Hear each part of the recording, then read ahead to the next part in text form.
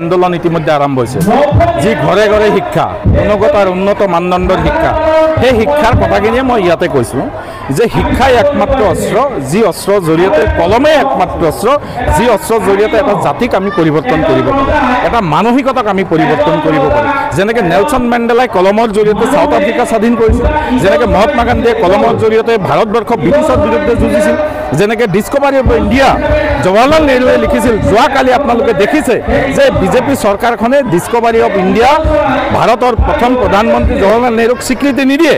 কিন্তু নিউয়ৰ্কত যিজন ব্যক্তিয়ে ইতিমধ্যে মেয়ৰ হ'ল গোটেই বিশ্বই চৰ্চিত হৈছে মামদানিয়ে তেওঁৰ ভাষণত কৈছে যে জৱাহৰলাল নেহৰু কি আছিল গতিকে এনেকুৱা শিক্ষাৰ আন্দোলন আমি গাঁৱে ভূঞে ইতিমধ্যে আৰম্ভ কৰিবলৈ যি আন্দোলনৰ জৰিয়তে এটা জাতিক পৰিচয় দিব পাৰোঁ এটা জাতিয়ে এটা সুশৃংখল জাতি হিচাপে পৰিচয় পাব পাৰে সমস্যাৰ সমাধান হ'ব পাৰে একমাত্ৰ অস্ত্ৰ যে শিক্ষা আৰু কলম আৰু এই কথাখিনিয়ে মই আজি এই স্কুলত আহি ক'লোঁ আৰু ছাত্ৰ ছাত্ৰীসকলেও হয়তো তেওঁলোকে যিমানখিনি পাৰিছে মই বুজাবৰ কাৰণে চেষ্টা কৰিছোঁ অহা দিনত আমি এই আন্দোলন আৰু অধিক তীব্ৰতৰভাৱে আৰু অধিক আমি আগবঢ়াই লৈ যাব লাগিব এই মূল লক্ষ্য আৰু উদ্দেশ্য হিচাপে আজি আমি ইয়াতে মুখ্যমন্ত্ৰীয়ে মিয়াক শান্তিত থাকিবলৈও দিব নালাগে মিয়াক তেওঁ ভালো পাব নালাগে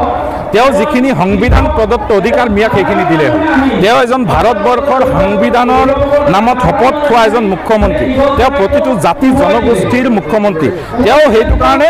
সংবিধান প্ৰদত্ত যিখিনি অধিকাৰ তেওঁ সেইখিনি দিব পাৰিলে হ'ল আৰু সেইখিনি তেওঁ যদি দিব নোৱাৰে ৰিজাইন কৰি দিব লাগে তেওঁ ৰিজিগনেশ্যন কৰি দিব লাগে এইকাৰণে আৰু মুখ্যমন্ত্ৰী কাৰো ভাগ্য বিধাতা নহয় মুখ্যমন্ত্ৰীয়ে কাৰোবাক কৈ দিব যে ইয়াৰ পৰা বাংলাদেশত পঠাই দিম তেওঁ গুচি যাব সেইটো তেওঁ নহয় আমাৰ কাৰণে ভাগ্য বিধাতা এজনে আছে ওপৰত আছে তেওঁ যেতিয়া মোক ক'ব যে তুমি গুচি যোৱা মই যাব লাগিব গতিকে মুখ্যমন্ত্ৰীৰ কথা তেওঁ আবুল তাবুল বোকা আৰম্ভ কৰিছে 4 মাহ সময় আছে 4 মাহ পিছত মুখ্যমন্ত্ৰীয়ে ক'ত যায় তাৰ কোনো ঠিকনা নাই